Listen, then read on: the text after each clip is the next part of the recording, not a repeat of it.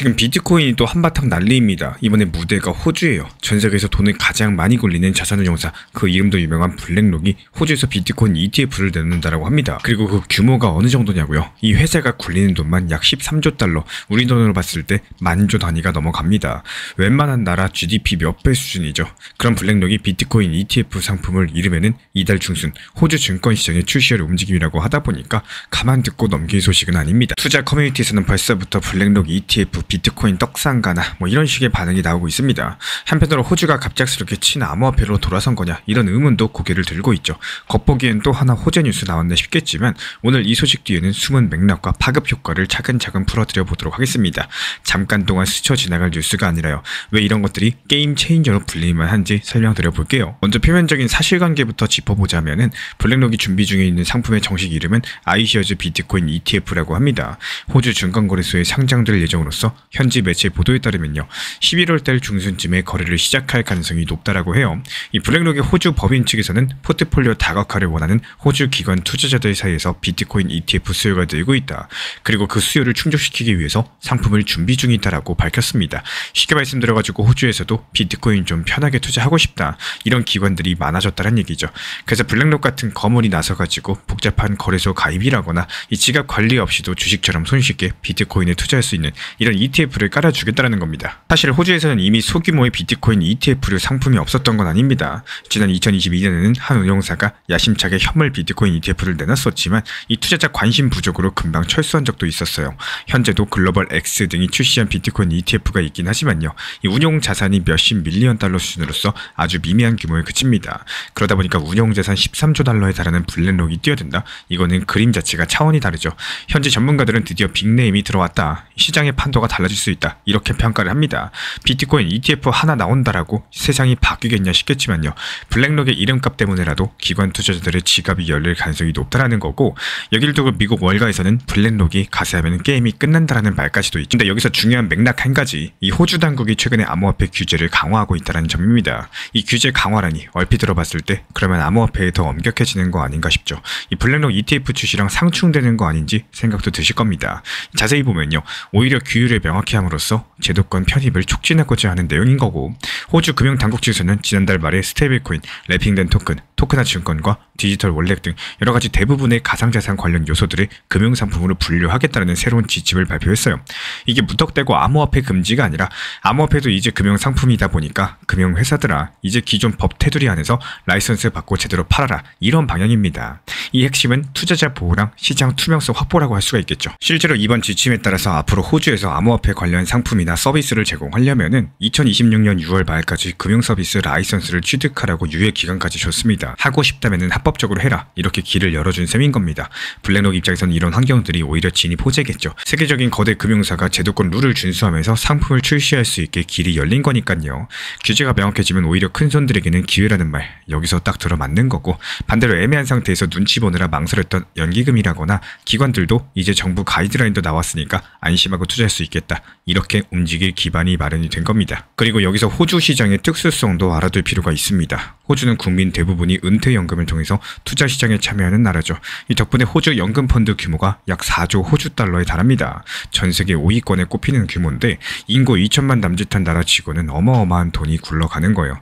특히나 이 중에 약 4분의 1 정도는 개인이 직접적으로 굴리는 자체 운용연금 형태라고 해요. 이게 투자자들이 스스로 굴리는 연금이다 보니까 새로운 투자 수단에도 관심이 많습니다. 실제로 호주 금융업계에서는 연금 자금이 암호화폐 ETF로 유입될 수 있다, 이런 전망이 꾸준하게 나왔어요. 주식처럼 거래되는 ETF라면은 연금 포트폴리오에 편입하기도 한결 수월하니까요. 이제 블랙록의 ETF가 출시되면은 비트코인이 글로벌 연금 머니까지도 끌어들이는 첫 번째 사례가 될지 주목이 됩니다. 여기서 호주는 이미 몇 년 전부터 비트코인을 금고에 직접 보관하기는 꺼려지지만 ETF로 나온다면 투자하겠다라는 수요가 포착된 시장이었어요. 다만 앞서 말씀드린 대로 마땅한 상품이 없어서 흐지부지 됐던 거죠. 하지만 이번에 상황이 다릅니다. 전 세계 최대 ETF 운용사 블랙록이 직접 상품을 들고 나오는 만큼 이 호주 투자자들의 신뢰도도 훨씬 더 높게 될 겁니다. 우리나라로 치면 있으면은 국민연금이나 큰 증권사들이 인정한 상품이 나오는 느낌이랄까요. 이 기존에는 비트코인을 왜 제도권에서 안 받아주냐 이러던 사람들이 이제는 제도권이 알아서 상품으로 가져다 준다, 이렇게 환호할 판인 거고, 시장을 보는 글로벌 시야를 조금 더 파볼까요? 사실 블랙록의 비트코인 ETF 행보는 미국 시장의 연장선이라고 볼 수가 있겠습니다. 2023년 중반에 블랙록이 미국 증권당국의 비트코인 현물 ETF 승인 신청서를 냈을 때 업계가 발칵 뒤집혔었죠. 이전까지 수년간 수많은 ETF 시도가 죄다 좌절이 됐는데 워낙에 큰 손이 등장하니까 이제는 다르겠지 하는 분위기가 강했습니다. 그리고 실제로 2024년 초에 미국에서 첫 번째 비트코인 현물 ETF가 탄생했어요.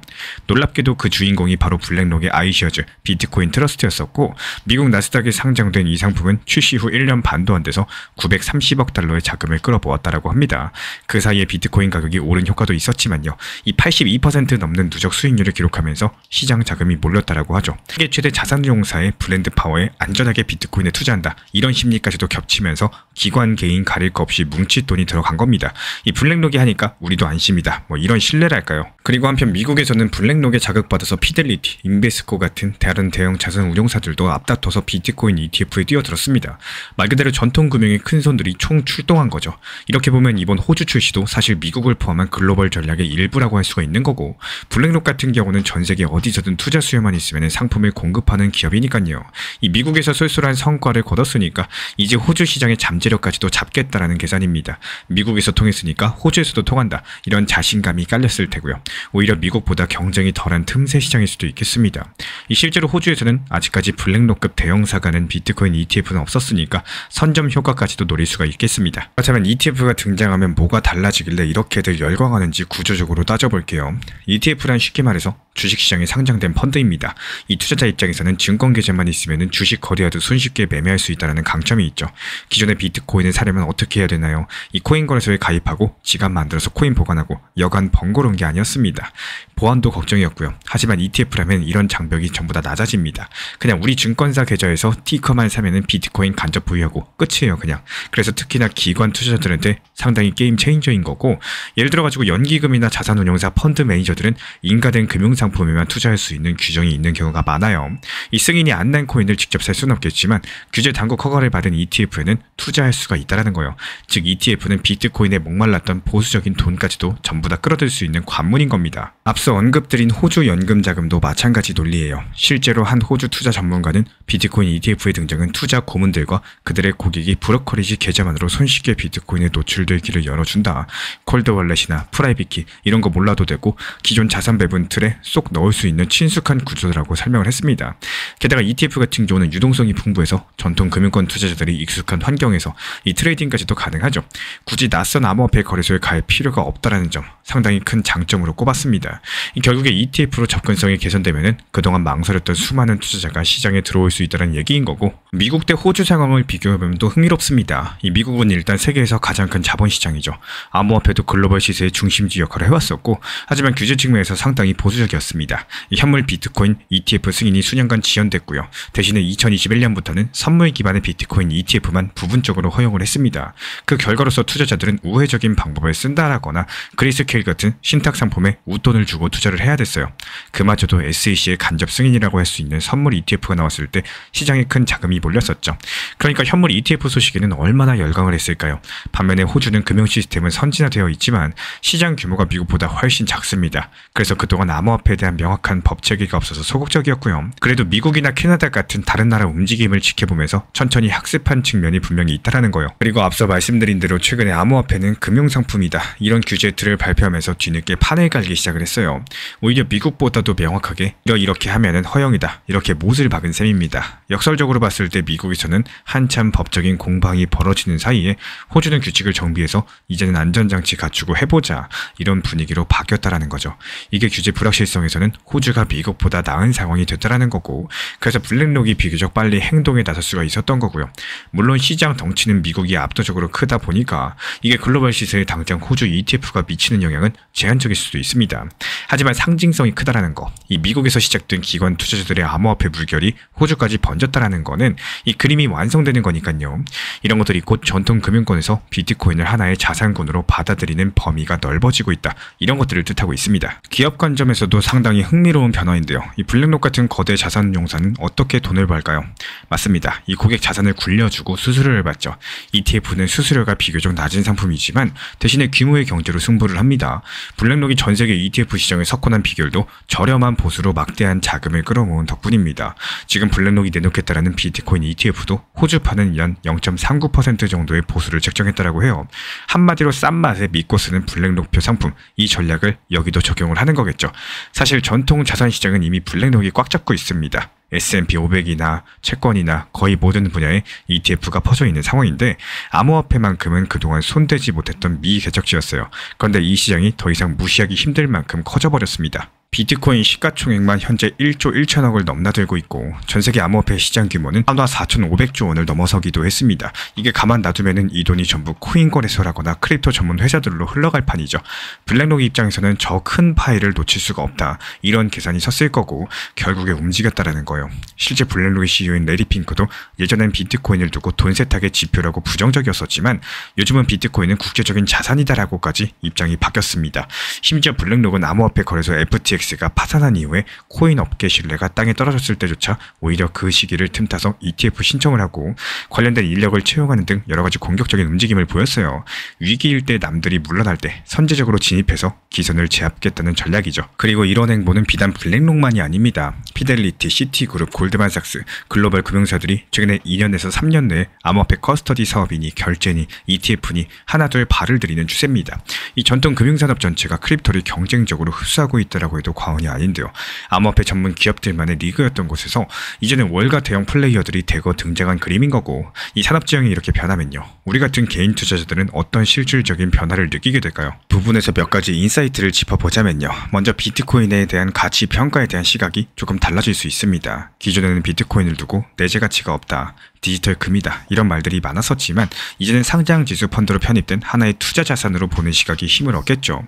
ETF가 나온다는 것은 법적으로 인정된 자산이다 이런 뜻인 거고 이에 따른 전통 자산군과 비교 평가가 본격화될 겁니다. 예를 들어 가지고 금과 비교해서 시가총액이나 희소성 대비 저평가 고평가인지 따져보는 시기죠. 실제로 ETF 승인 이후에 월가의 몇몇 리포트에서는 비트코인이 금 시총의 10에서 20% 수준에 불과하다라면서 포트폴리오의 일정 비중 편입을 가정한 시나리오 분석을 내놓기도 했습니다. 과거에는 상상도 못할 얘기였는데 말이죠. 그리고 또 한 가지, 온체인 데이터 등 여러 가지 그동안 크립토 마니아들만 보던 지표들이 이제 메이저 자산 운용사들의 투자 판단 근거로 쓰이기 시작을 할 겁니다. 여기서 재밌는 건요. 이미 온체인상의 움직임에서 이런 조짐이 보인다라는 거예요. 최근에 비트코인 거래소 보유량 데이터를 보면은 전 세계 거래소에 맡겨진 비트코인 물량이 10년 내 최저치로 뚝 떨어졌습니다. 2020년경에는 350만 비트코인 정도가 거래소 지갑에 있었는데요. 지금은 240만 개 수준으로 줄었다라는 분석이 있어요. 이거는 장기 보유자들과 기관이 코인을 시장에서 빼내가지고 냉동창고에 보관하고 있다는 뜻으로 읽힙니다. 실제 가격이 조정을 받더라도 일정 수준 이상은 잘 떨어지지 않고 버티는 힘이 느껴지는데 이게 보이지 않는 곳에서 큰 손들이 조금씩 담고 있는 게 아니냐 이런 해석이 나오고 있죠. 게다가 비트코인 해시레이트도 사상 최고치를 경신하면서 꾸준히 상승 중입니다. 채굴업계도 미래 전망을 긍정적으로 보고 기계를 돌리는데 과감하게 투자하고 있다는 의미니까요. 이 네트워크가 그 어느 때보다 튼튼한 상황인 거고 결국에 정리하면은 겉으론 가격이 출렁여도 내부 지표들은 오히려 견조해지는 추세예요. 저는 이런 데이터들 보면서 왜 기관들이 이제서야 뛰어드는지 알 것 같다 이런 생각이 들었습니다. 이 공급 측면에서 봤을 때 비트코인 신규 발행량이 4년마다 반감기로 줄어드는 구조이고 수요 측면에서 봤을 때는 규제랑 인프라 정비로 인해서 새로운 큰손 투자자들이 속속들이 들어올 채비를 하고 있다 보니까 시간이 지날수록 희소해지는 자산이 되는 거죠.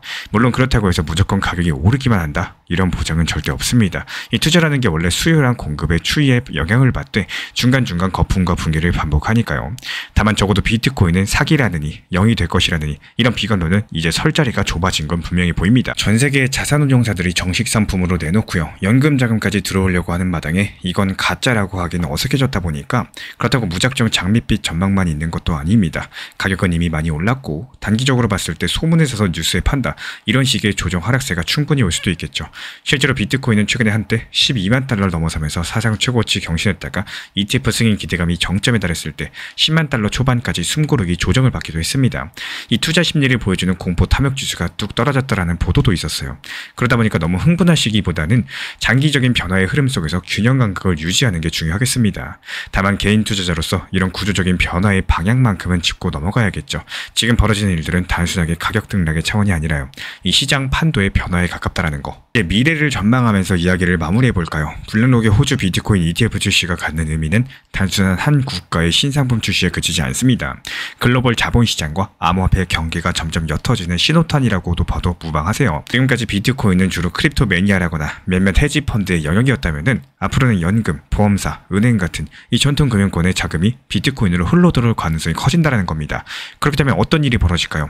먼저 시장 규모랑 유동성이 크게 들면서 안정성이 상대적으로 높아지겠죠. 일례로 2000년대 중반에 금이 ETF로 편입되면서 가격이 큰 폭으로 상승했고 동시에 일일 변동성은 줄어든 바가 있습니다. 이 비트코인도 장기적으로 그런 방향으로서 성숙해갈 거라는 예상이 나오는 거고 게다가 제도권 자금의 유입은 규제 리스크를 낮추는 효과도 존재해요. 이제 웬만한 정부나 규제 당국도 함부로 비트코인 금지를 외치기 어려워졌다는 거고 왜냐면 국민연금이나 대형 금융회사들이 투자하는 자산을 하루아침에 퇴출시키면 경제에 미치는 충격이 크니까요. 한마디로 비트코인이 기득권의 일부가 되어간다는 뜻입니다. 물론 이런 변화가 개인 투자자에게 장밋빛 미래만 보장하는 건 아닙니다. 시장이 성숙해지면 과거처럼 10배, 100배 폭등하는 꿈은 점차 보기 힘들어질 수가 있는 거고 대신에 합리적인 기대 수익률 범위에서 움직이는 정상 자산이 되어갈 가능성이 높겠죠. 그렇다면 우리의 투자 전략도 달라져야 될 겁니다.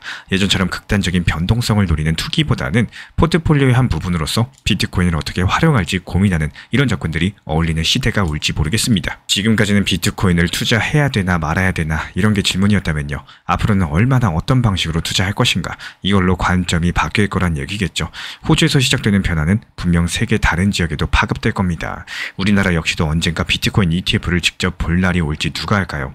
결국에 돈의 흐름은 가장 합리적인 길을 찾아가기 마련인 거고 지금 블랙록의 행보는 그 거대한 흐름의 방향성을 가리키고 있습니다. 이 눈앞의 가격 등락을 떠나서 이 큰 흐름이 어디로 향하는지 천천히 살펴볼 타이밍이에요. 비트코인이 정말로 글로벌 금융의 한 축이 돼서 가는 걸까요? 이미 시작된 변화라면은 이제 우리 모두 그 질문에 답할 준비를 해야 될 것 같습니다. 이번 주 시장에서 가장 크게 반응한 건 바로 크로노스였습니다. 트럼프 미디어 그룹과의 연계 발표가 나오면서 강력한 호재가 붙었고 크로노스는 단숨에 치고 올라갔는데요. 3일 만에 무려 2배가 넘게 상승하는 엄청난 상승세를 기록 중에 있는데 그런데 저는 이런 상황들 보면서 바로 솔라나를 떠올렸습니다. 왜냐하면 크로노스랑 솔라나는 과거부터 정비례 관계를 자주 보여왔기 때문인데요.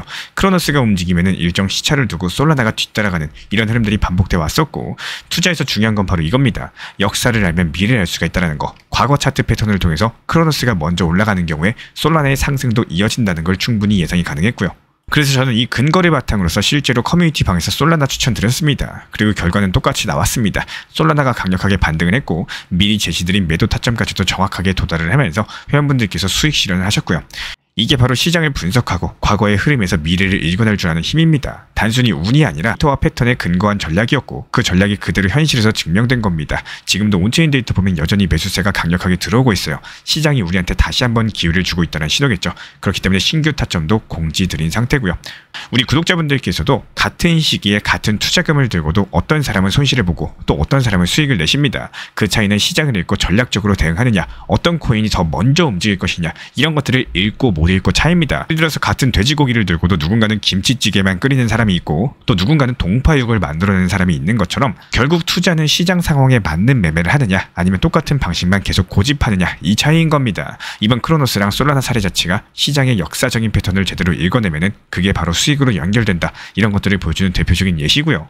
특히 요즘 들어 테마가 확실한 알트코인들로 유입되는 빈도가 눈에 띄게 늘어나고 있죠. 그중에서 시장을 강력하게 주도하고 있는 것은 단연 중국 관련 테마입니다. 중국 정부의 대규모 경기 부양책이 발표되면서 중국 관련 코인들이 무려 30% 이상 강력한 상승세를 기록하고 있는 건데요. 실제로 최근에 비트코인이 하락하는 와중에서도 알트코인들이 이렇게 치고 올라온다는 것은 단순한 우연이 아니겠죠. 이런 것들이 분명히 9월달 본격적인 알트 시즌이 열리고 있다는 신호탄인 거고 저는 이런 흐름들을 실시간 모니터링하면서 솔직히 소름이 돋았습니다. 지금 시장이 우리한테 다시 한번 기회를 열어주고 있다는 거고 실제로 중국 관련 코인들 이미 신사 채널 단기 종업방 통해서 추천드린 바가 있었고 이미 수익 실현까지도 완료된 상황입니다. 오늘 새벽 4시에 매도 체결된 온톨로지 같은 경우는 미리미리 매도 타점을 걸어놨었기 때문에 깊은 새벽임에도 불구하고 매도 알람 사인을 드렸고요. 신사 채널 커뮤니티 회원분들께서는 잠을 자다가도 이번에 수익 실현이 되셨었죠. 단순하게 미리 목표 타점에 매도만 걸어놨을 뿐인데 회원분들께서는 지속적으로 수익이 올라가고 있다는 뜻입니다. 그리고 이런 것들이 잠을 주무시거나 여행을 가시거나 업무를 보시거나 무엇을 하든 상관없이 타점을 미리 제시드렸었기 때문에 나는 놀거나 이러거나 쉴 때도 돈은 계속 굴려가면서 수익을 쌓아나가고 있다. 이게 바로 핵심인데요. 하지만 여기서 멈추진 않습니다. 앞으로 웹3, NFT, 메타버스, 그리고 RWA 실물자산 토크나 트럼프 관련 코인들까지 새로운 테마가 차례대로 불붙을 가능성이 높은 거고 과거에도 시장은 항상 특정 테마를 중심으로서 순환 장세를 보여왔었죠. 지금이 바로 그 흐름이 바뀌는 초입일 수가 있다고 말씀을 드려요. 그래서 우리 구독자분들께서도 포트폴리오를 다시 한번 정비하셔라 말씀을 드리고 싶습니다. 단순하게 보유 종목을 늘려나가는 게 아니라요. 다가올 테마에 맞게 전략적으로 재편할 필요가 있는 거고 제가 앞으로 날카로운 타점에서 신규 추천드릴 예정이고 실질적인 기회를 만들어 드릴 예정이에요. 시장은 언제나 준비된 사람들에게만 웃어줍니다. 이번 흐름도 놓치지 않고 함께 잡아가시길 바라고요. 이런 부분들에 대해서 우리 신사 채널에서는 XRP 리플에 대한 단기 고점 라인을 제시드리고 실제로 4,850원에서 수익 실현하고 나서 다시 저점 라인에서 추가적으로 분할 매수를 드리고 있는 XRP 리플 전용 타점방, 그리고 알트코인 시장 테마에 맞게 효율적으로 제시드리는 알트코인 단타방, 그리고 챗 GPT AI 인공지능을 활용한 단기 타점방까지도 이렇게 총 3개의 방을 운영 중에 있습니다. 방 입장을 원하시는 분들은 현재 보이는 번호로서 문자 신청 주시면 입장 도움 드리도록 하겠습니다. 우리 신사 채널 구독과 좋아요만 부탁을 드릴게요. 시장 전체가 요동칠 때가 있습니다. 코인만 그런 게 아니죠. 주식과 부동산, 금까지도 모든 자산이 한꺼번에 흔들릴 때가 있다는 거고 그럴 때 사람들은 똑같은 질문을 던집니다. 이제 진짜 끝난 걸까? 아니면 여기서 더 하락할까? 지금이라도 매도해야 되나? 근데 진짜 중요한 건요. 이 숫자가 아니라 마음이에요. 시장의 하락폭보다 더 무서운 거는 내가 감당하지 못하는 공포에 휘둘리는 겁니다. 이럴 때 우리가 할 수 있는 선택지는 딱 3가지예요. 첫 번째로 피하는 겁니다. 이 시장이 너무 무섭고 불안해서 지금은 아닌 것 같다. 이러면서 물러나는 거죠. 보유한 자산을 정리하고 잠깐 시장을 떠나는 겁니다. 이건 겁쟁이의 선택이 아닙니다. 오히려 감당할 수 없는 구간에서 벗어나는 현명한 수태일 수도 있어요. 다만 여기서 중요한 거는 이 선택이 감정 때문인지 내 원칙 때문인지를 스스로 구분할 줄 아시는 거예요. 그리고 두 번째는 시간을 내 편으로 만드는 겁니다. 시장이 폭풍처럼 흔들릴 때는 괜히 맞서 싸우지 마시고요. 그냥 문단속 잘하고 기다리는 게 정답일 때가 있습니다. 이것 또한 지나간다. 아주 단순하지만 생존의 본질에 가까운 선택이죠. 기다림은 무기입니다. 조용하게 꾸준히 버티는 그 시간이 결국에 시장을 내 편으로 만들어준다는 거. 세 번째는 위기를 기회로 바꾸시는 겁니다. 이 대부분의 투자자분들이 두려움에 떨고 있을 때 오히려 그 순간을 이용해서 단기 저점에서 비중 조절하시거나 추가 매수하시는 거죠. 하지만 이건 아무나 할 수 있는 게 아니라는 겁니다. 준비된 사람 그리고 냉정함을 끝까지 지키는 사람만이 가능한 대응이에요.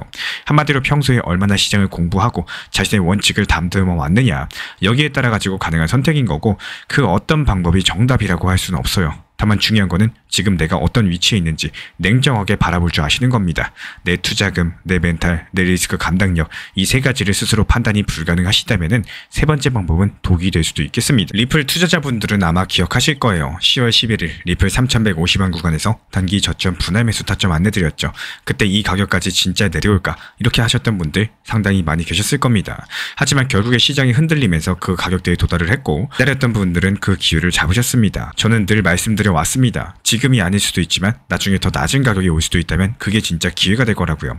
이 투자 시장은 언제나 돌고 돕니다. 공포는 언젠가 사라지고 기회는 반드시 돌아오기 때문에 그 시기를 버텨내는 것은 결국에 내 선택의 무게 그리고 멘탈의 강도입니다. 그래서 지금처럼 시장이 흔들릴 때일수록 숫자보다 중요한 건 내 마음의 방향성이에요. 이런 공포 속에서 내가 어떤 선택을 할 수 있을지 그걸 알고 있는 사람이 진짜 투자자이신 겁니다.